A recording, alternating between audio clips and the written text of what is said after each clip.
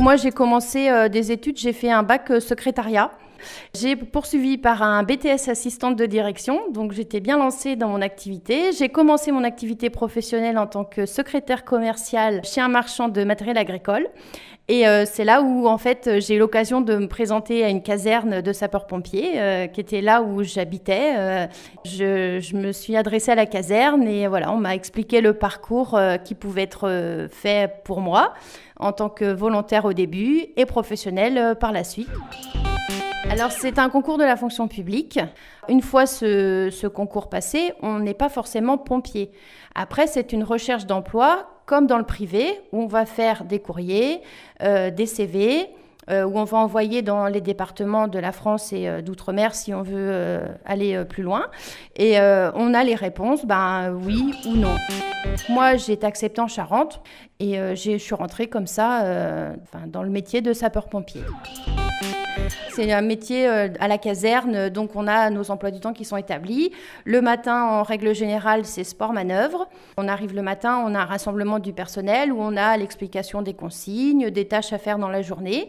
On vérifie les véhicules, on a un véhicule ou deux à vérifier le matin. Et après, on fait le sport.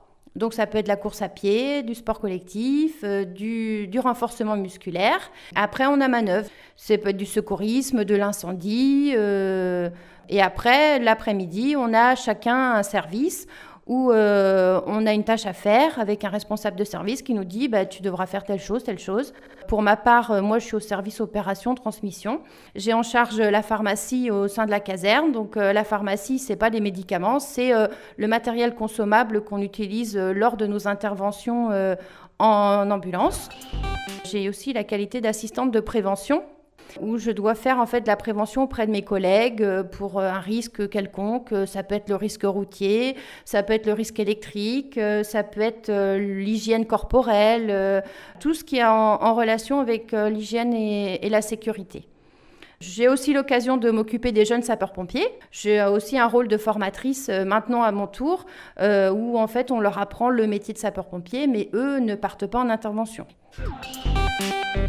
Avec mes collègues, je dirais que ça se passe plutôt bien. Il suffit de faire sa place, de croire, de se dire on est capable comme eux d'y arriver.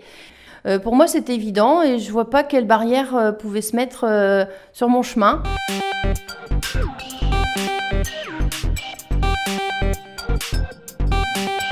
Je pense que la profession est quand même relativement ouverte. S'il y a quelques décennies, les hommes étaient plutôt à rester entre les hommes.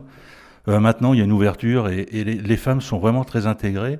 Et en plus, elles participent pleinement à toutes les opérations, qu'elles soient fonctionnelles ou opérationnelles. Céline Deré est arrivée au centre secours l'année dernière, donc c'est assez récent. Elle a le grade de sergent-chef, donc elle est sous-officier.